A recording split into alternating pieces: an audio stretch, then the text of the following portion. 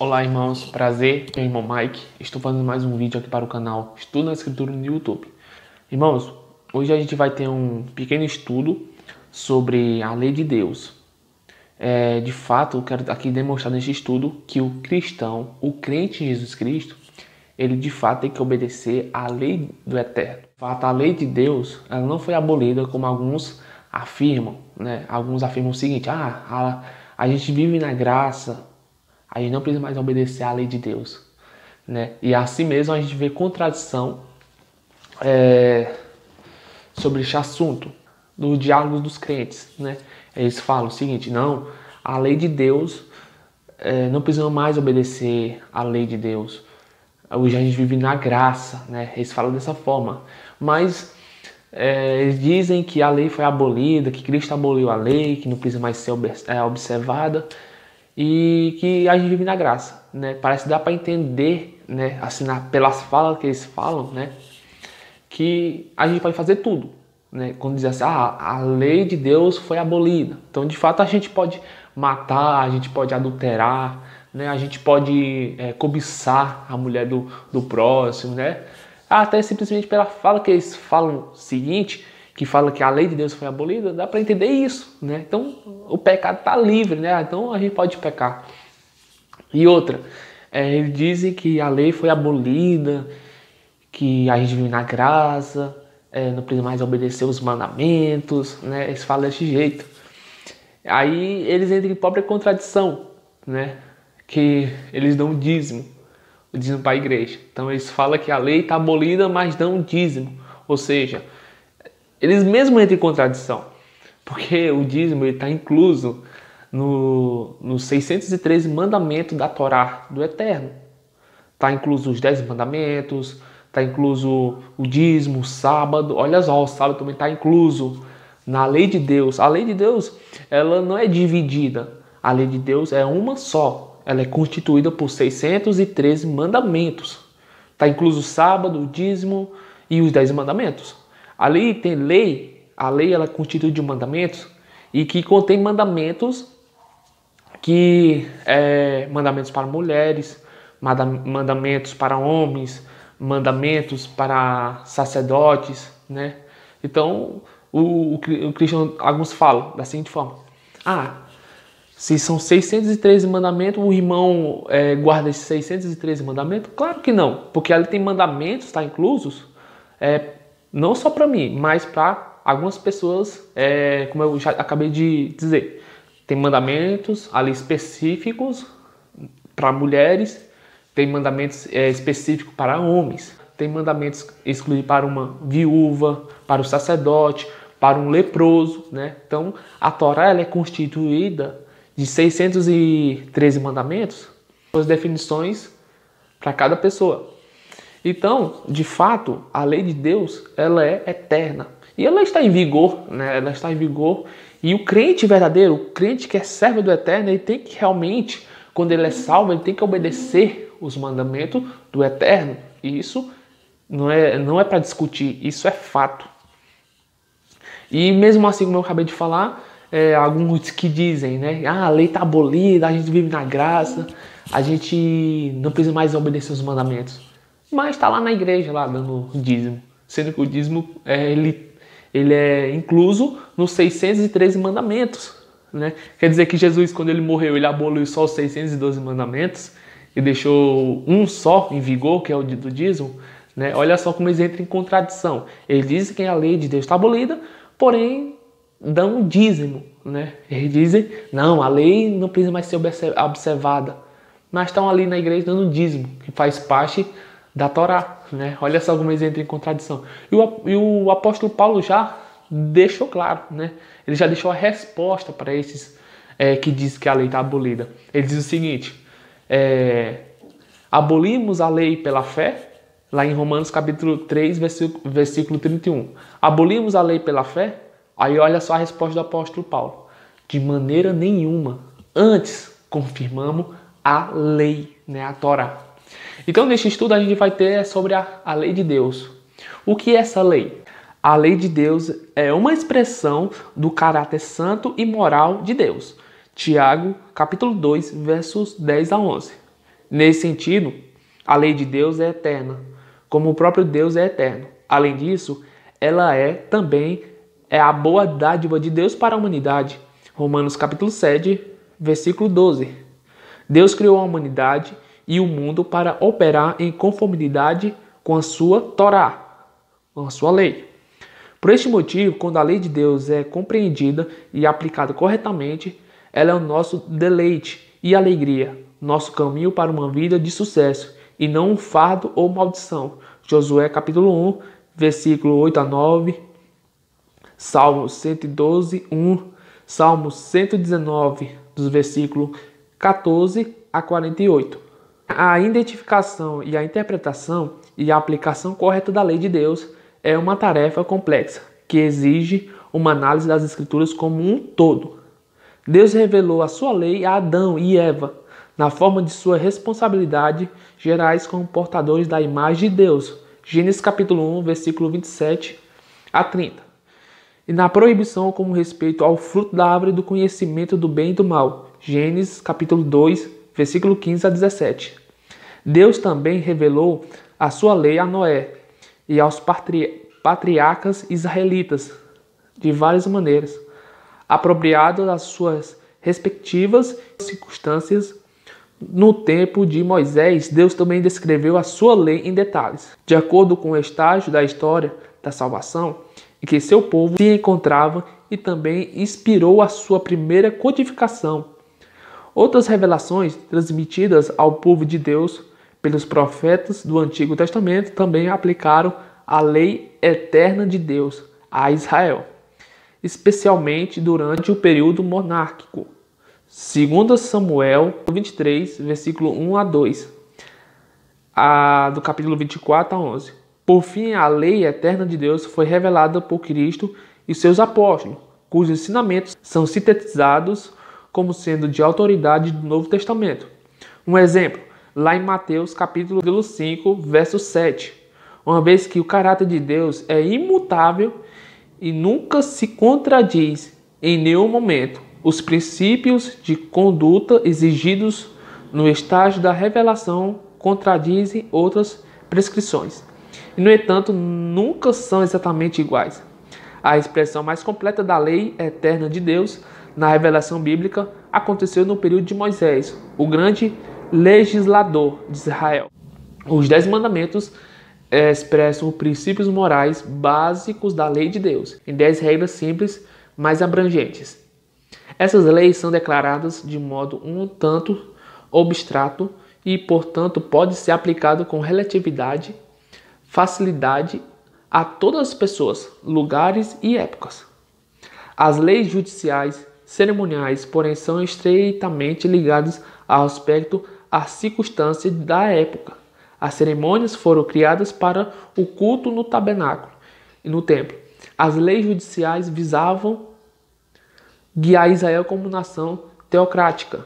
Esses aspectos da lei de Moisés são relativamente difíceis de serem aplicados à era do Novo Testamento, pois as cerimônias e organizações políticas de Israel se cumpriram em Cristo. Ainda assim, os princípios morais que alicerçam as leis cerimoniais e judiciais ainda devem ser aplicados ao nosso tempo. Por fim, o próprio Novo Testamento orienta o modo de vida dos cristãos, do período posterior ao ministério de Cristo. Aqui na Terra, ao fornecer suas próprias regras ou leis, a vida cristã não é desprovida de leis externas. Jesus ensinou vários princípios morais e demonstrou repetidamente com os seus ensinamentos. Eram aplicações verdadeiras da lei de Moisés. Mateus capítulo 5, verso 7, Mateus capítulo 12, verso 11 a 12, Marcos capítulo 2, versículo 23 a 28. Os apóstolos também ensinaram os mandamentos de Deus à igreja. João capítulo 13, versículo 34, 1 Coríntios capítulo 14, 37, 1 João capítulo 2, versículo 7 a 8. E mostraram em várias ocasiões que essas prescrições eram aplicações de revelações do Antigo Testamento. Quando Paulo declarou não estar sem lei para com Deus, mas debaixo da lei de Cristo, 1 Coríntios capítulo 9, versículo 21, por exemplo, quis dizer que tinha a obrigação de guardar toda a lei de Deus do mesmo modo que Cristo e os apóstolos haviam de aplicado às circunstâncias da igreja primitiva. Devemos seguir o exemplo de Jesus e dos seus apóstolos e seguir os princípios morais ensinados ao longo das Escrituras e aplicá-los zelosamente à igreja e ao mundo no nosso tempo. Ou seja, aqui deixa bem claro que o próprio Cristo, ele e seus apóstolos ensinaram sobre a lei de Deus. Simplesmente. O próprio Cristo, ele fala ali em Mateus capítulo 5, verso 7, que ele fala que ele não veio abolir a lei, mas ele veio dar cumprimento à lei de Deus.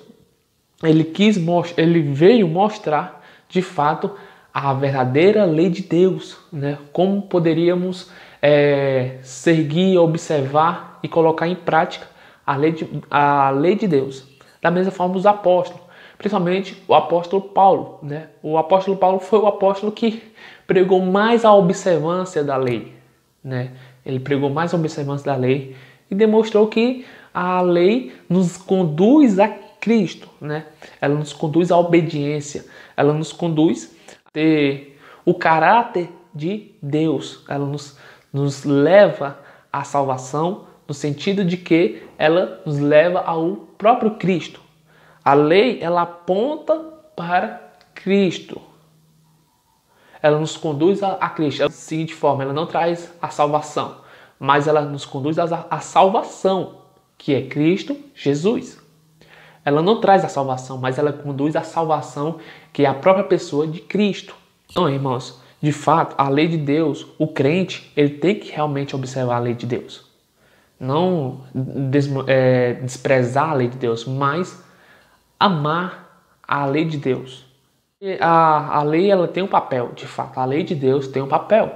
E que lei é? E que papel é esse? Para que serve a lei? Então, irmãos, claramente, nos nossos dias, muitas pessoas desprezam a lei de Deus, a Torá. Porque elas não ouvindo pessoas que não conhecem, que não querem que elas conheçam a lei de Deus, a vontade do próprio Eterno. Então, irmãos, claramente chamamos aqui a primeira função da lei de uso pedagógico. A lei revela tanto a justiça perfeita de Deus quanto as nossas próprias imperfeições, que nos leva a buscar Cristo para receber a salvação. A lei torna o pecado conhecido. Romanos capítulo 3, versículo 20, Romanos 4, 15, Romanos 5, 13. E a nossa natureza rebelde considera este conhecimento do pecado uma oportunidade para se rebelar ainda mais. Romanos capítulo 7, versículos 7 a 11. Condenando-nos desse modo ao julgamento. Ao revelar a nossa necessidade de perdão, leva a buscar Cristo, arrependimento e fé. Gálatas capítulo 3, versículo 19 a 24. Nesse sentido, os cristãos não estão sobre a lei. O apóstolo identifica este uso da lei como um modo de vida na era do pecado e da morte antes da vinda de Cristo. A lei veio para que o pecado aumentasse. Por exemplo, o ponto de Israel ser condenado ao exílio, mas com o aumento do pecado, a graça também foi ainda maior quando Cristo veio. Em Romanos capítulo 5, versículo 20 a 21. Os que estão unidos com Cristo são libertos do julgamento da lei, ao passarem desta era para a era vindoura.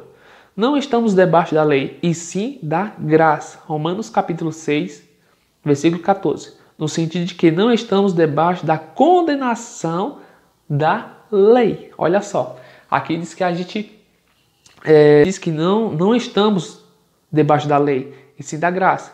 Mas o sentido é de que quer dizer que a gente não está debaixo da condenação da lei, ou seja, a gente não está debaixo da lei, mas nós estamos na era da graça. Mas o sentido aqui que a gente não está debaixo da lei é no sentido de que a gente não está mais na condenação da lei, que é a morte. A lei é simplesmente, ela aponta o nosso pecado e também ela aponta o que o pecado vai trazer para a gente, né? Que é a morte. É como diz a própria palavra do Eterno, ali em Deuteronômio capítulo 11, fala que ele bota dois caminhos. Um caminho de vida e um caminho de maldição. O caminho de vida é se você obedecer os mandamentos. O caminho de maldição é se você desobedecer os mandamentos. Então, qual era a maldição? Que maldição era essa? A lei apontava para o nosso pecado. E a lei exigia que aquele pecado que a gente cometeu teria que ser pago. Através de quê? Através da morte. Então, a lei aponta, a lei ela nos revela o nosso pecado e ela exige algo, de fato. Se alguém pecou, a lei exigia algo daquele pecado, que era a morte. Então, a condenação da lei era a morte.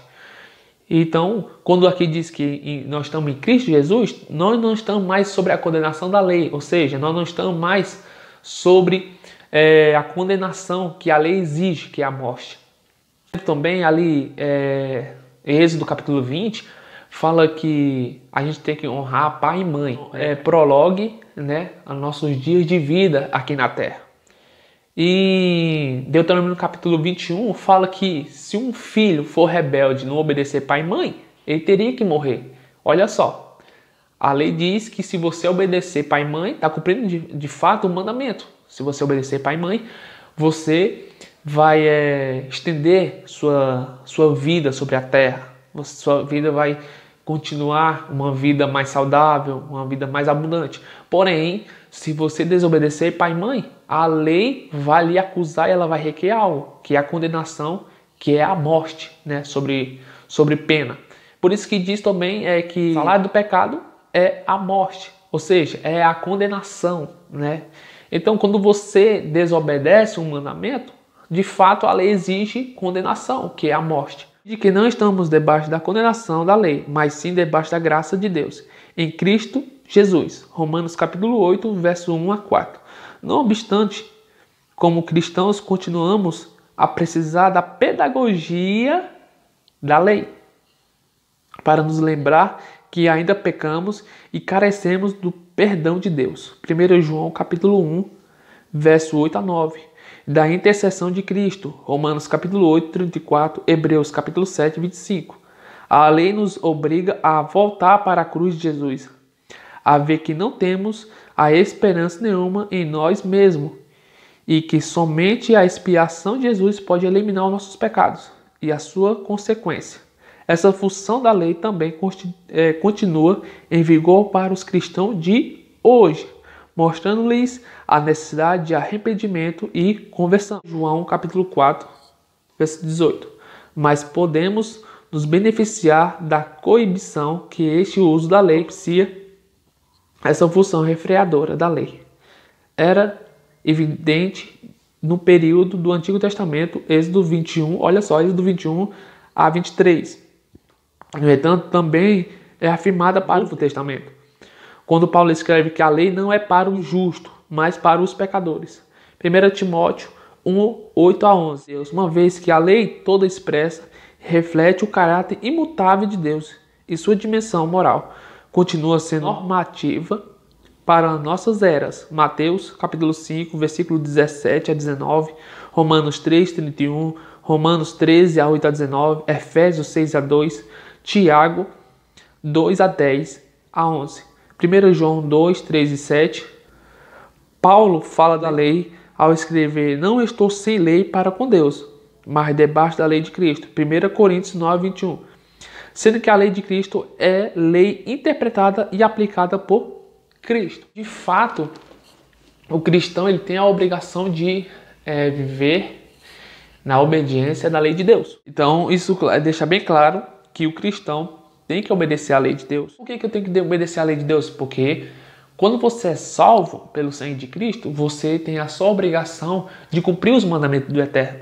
Isso é fato. O cristão deve obedecer à lei de Deus em Mateus capítulo 28, versos 20, João capítulo 14, 15 a 21, Romanos capítulo 2, versos 13, 1 João 2, a 3 a 6. A obediência devida é definida pelo padrão correto. A vontade revelada de Deus, isto é, a sua lei. Deuteronômio capítulo 30, versos 8 a 14. Mateus capítulo 5, versos 16 a 20. Romanos capítulo 2, versículo 13. por um coração correto, que ama a Deus e ao seu próximo. Deuteronômio capítulo 30, versículo 16, Mateus 22, versos 36 a 40, João capítulo 14, versículo 15, 1 Coríntios capítulo 16, versos 14, Gálatas capítulo 5, versos 14, 2 João capítulo 1, 6. Pelo objetivo correto, agradar e glorificar a Deus, honrar a Cristo, contribuir para o avanço do reino de Deus e beneficiar o próximo. Lucas capítulo 18, versos 29 a 30, Romanos capítulo 8, versos 7 a 8, Romanos capítulo 12, versos 1 e 2, Gálatas capítulo 1, 10, Colossenses capítulo 1, versos 10, 1 Tessalonicenses capítulo 2, versos 3 a 4. Ao longo da história, porém, muitas pessoas interpretam essas verdades de maneira equivocada e, de um modo geral, caíram no extremo do legalismo ou antinominismo. Ou seja, muitas pessoas caíram no sentido de legalismo, ou seja, se você obedecer à lei de Deus, você está sendo legalista. Você está sendo muito legalista porque está obedecendo à lei de Deus. Outros que usam mais um modo antinominismo, que é aqueles que rejeitam, né? Fala assim, não, a gente não precisa mais obedecer à lei de Deus, a divina graça. Estes são os antinominismos. Eu já vi de fato pessoas que dizem assim, se você não obedecer à lei de Deus, você não vai ser salvo. Mas em nenhum momento a lei de Deus ela não traz a salvação, mas ela nos leva à salvação porque ela aponta para a Cristo, né? A lei, a Torá, ela nos traz ela não traz a salvação, você é salvo pela lei. Não, mas ela conduz a salvação na pessoa de Cristo Jesus. Então, de fato, irmãos, a lei ela tem que ser observada, né? Ela tem que ser cumprida. E o próprio Cristo já deixou claro, né, que nós, né, temos que ser discípulos dele. Da mesma forma que ele andou, a gente também tem que andar conforme ele andou, né? Jesus andou como? Em obediência. Então, se a gente quer ser a imagem e semelhança de Cristo, a gente tem que andar conforme ele, em obediência. Então, irmãos, a lei de Deus, de fato nenhum, não foi abolida, né, como alguns querem, mas o próprio Cristo nos leva para a pessoa dele, porque ele é a própria lei de Deus, né? O próprio Cristo é a Torá do Eterno. E ele veio nos conduzir, né, à obediência ao Eterno. De fato, eu vejo realmente muitas pessoas dizendo, não precisam mais obedecer à lei de Deus, porque a gente já vive na graça. Porém, como eu falei, elas entram em contradição e dá a entender que Cristo, né, ele veio realmente abolir a lei, mas de fato não. Ele trouxe o cumprimento verdadeiro da lei de Deus. Algumas falam de alguns crentes que dizem que a lei foi abolida, dá a entender que até mesmo o Eterno se contradiz, né? Eu creio que Deus não se contradiz. A lei do Eterno, ela é eterna como o próprio Deus é eterno. E fica esse estudo, irmãos, sobre a lei de Deus e que de fato o crente tem a sua obrigação. E outra, esses que dizem que a lei de Deus foi abolida, vamos se deparar com essa palavra aqui, ó. Mateus capítulo 7, do versículo 22 a 23. Muitos naquele dia hão de dizer-me, Senhor, Senhor, porventura, não temos nos profetizado em teu nome? Em teu nome não expelimos demônios? Em teu nome não fizemos muitos milagres? Olha só o que Jesus vai dizer naquele grande dia. Direi explicitamente, nunca vos conheci, apartai-vos de mim, vós que praticai a iniquidade. A palavra grega aqui, para iniquidade, é a palavra anomia, né? Que algumas traduções foram traduzir essa palavra anomia do grego para iniquidade, mas algumas traduções trouxeram corretamente da seguinte forma.